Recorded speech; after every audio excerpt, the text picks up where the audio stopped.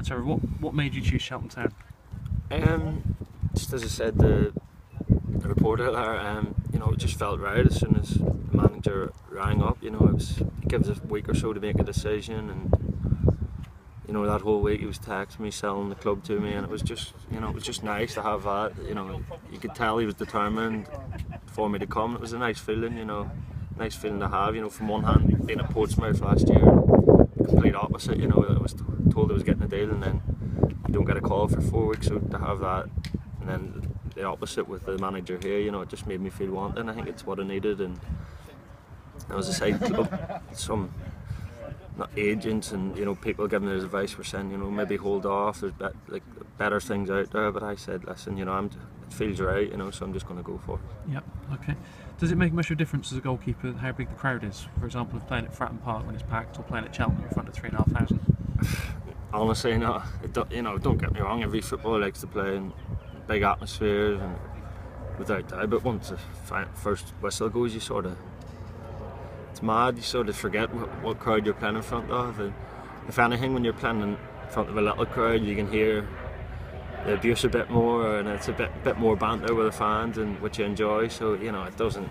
As I say, every footballer likes playing in front of big crowds, but it doesn't really affect it. Yeah. Okay. What's your favourite sandwich filling? Have to be ham with salt and vinegar crisps wedged in. Good combination though. What do you think you can offer the team as a whole, not only as a goalkeeper but all round?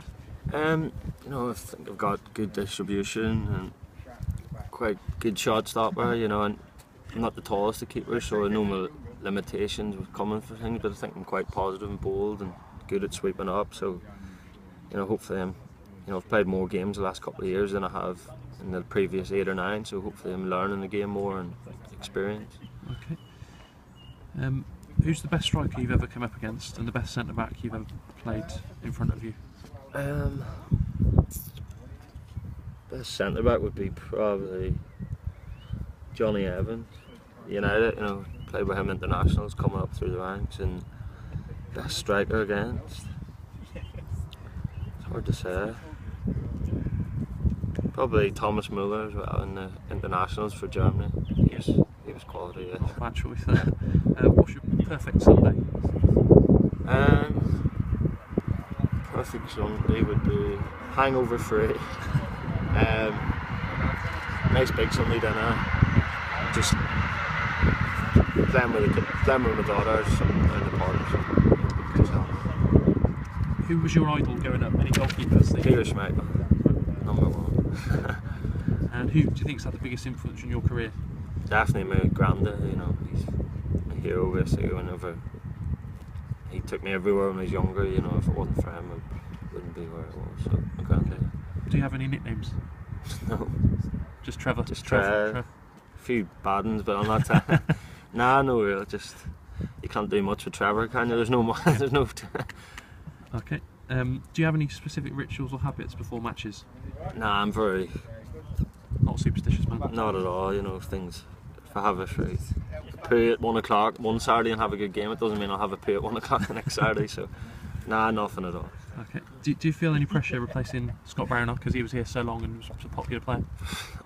I haven't really overly thought about it, but obviously it goes without saying there. It'd be a lot easier to come here if the keeper was shocking, and fans would be more looking forward to seeing what. Obviously, there is a bit of pressure, but it won't affect me. Okay. What do you think of Cheltenham? Played against them last season. You played against them for Bury and Portsmouth, didn't you? Yeah, I was disappointed with them again. Obviously, it didn't start great last year, did they? No. So they weren't, when we played them, when Bury played them, they weren't. Confidence was low, and you could tell. As soon as the first goal was a bit, the head stop. But when it came to Portsmouth last year, I think they went a bit more direct toward, just to get points on the board, and they were quite physical, and obviously had the pace with McGlashan and that. But they were okay, but just as I say, I think this year he's going more hungry, hard working, which will be definitely benefit the team, because last year I thought we went through the motions a bit against us.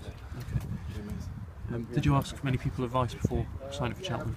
Yeah, of course. It's a massive decision coming moving 300 miles down south, you know, so you can't just rush into it. I've phoned a lot of people, say Alan Faddis that was here a few years ago, and I've honestly not had one bad thing to say about the club, anyone I've spoke to, so, you know, Sean Howard as well, so, you know, it was all good.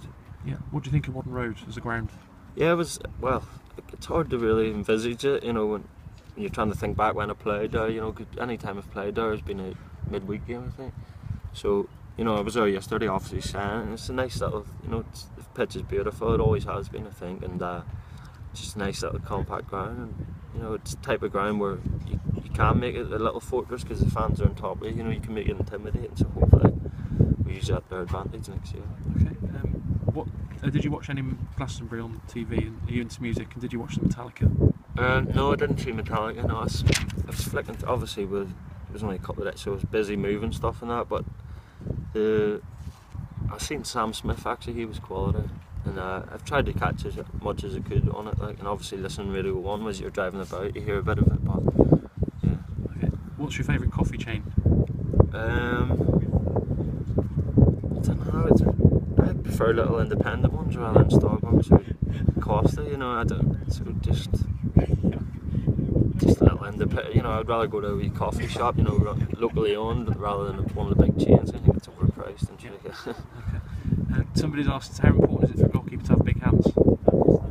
I don't know, it's maybe an advantage, but as you can tell, I'm not the biggest of goalies, so I've got quite big hands actually. But, you know, if you've got big hands, obviously you've got that extra reach and all, but you can have big hands, can't catch a ball, so it depends how good your hands are, I think. Okay. What would you say is the best and worst moment of your career so far?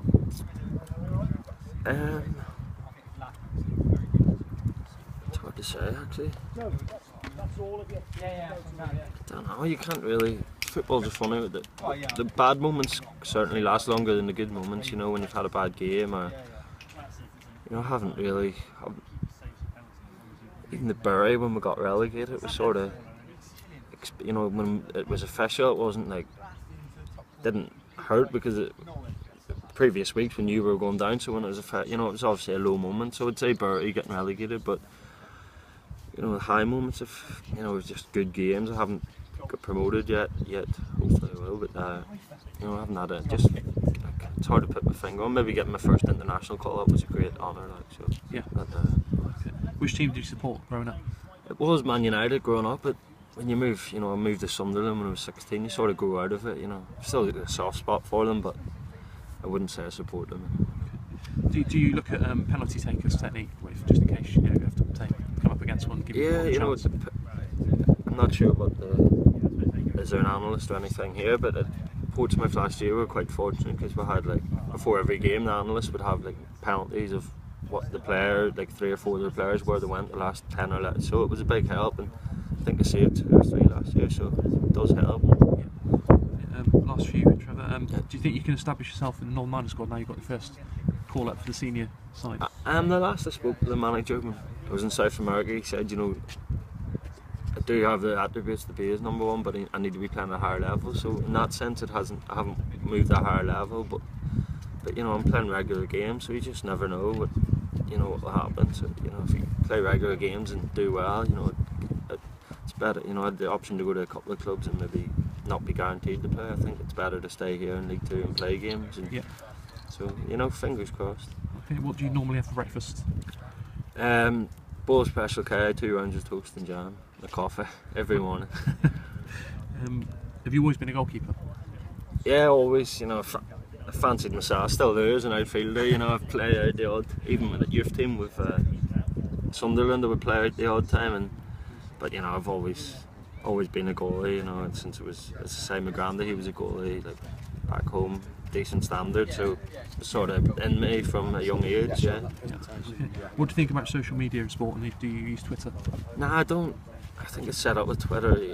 I think I haven't been. I had one years ago, but I sort of deactivated it, and I haven't been on it in years. Like, it's sort of not my. I still go on and like search footballers, and it's interesting, you know. But I'd rather like do it from an outside point of view rather than be the one that, you know, because football's cutthroat, you know. And if you've had a bad game, the last thing you need, you know, and it does happen at everywhere. So I think, you know, why bring it onto yourself? I've got Facebook, obviously I use that to keep in contact with friends back home. But you know, it's, as I say, it's very interesting from an outside, you know, looking in. But I don't ever want to be the one that's getting the abuse. What do you think about Suarez's punishment? Do you think that was right?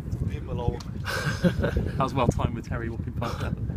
I don't know. It's a strange, you know. I think, you know, was he ever going to learn? Like, but you know, people get friggin' go to court for biting people on the street. You know, it's wrong. But I personally, I think it's lenient. Like for I think he's lucky. You know, could have been a lot worse. So Yeah.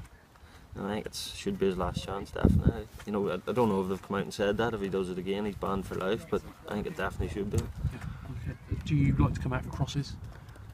Well, yeah, if the chances are, you know, but as I say, I know my limitation. You know, I'm not 6'6", so I'm not going to come for things if I'm going to come and drop them or not get to it, or you know, if it's there to come for, I'll definitely come for it. And you know, there's a difference between being positive and being reckless. You know, I'd like to think I'm not reckless. So if it can't look at Shay Given, I don't think I've seen him come for a cross in his career, but he's still unbelievable goalkeeper. So. Okay, last one. Who's the best goalkeeper in the world at the moment, do you think? The German lad in Europe, yeah. Without doubt, I've said that for the past year, and you just seen it last night. Well, he is reckless, but he can get away with it because he's got all the attributes. You know, he's outstanding. So. Yeah. Okay. Cheers, Trevor. Good luck. No problem. Thanks a lot.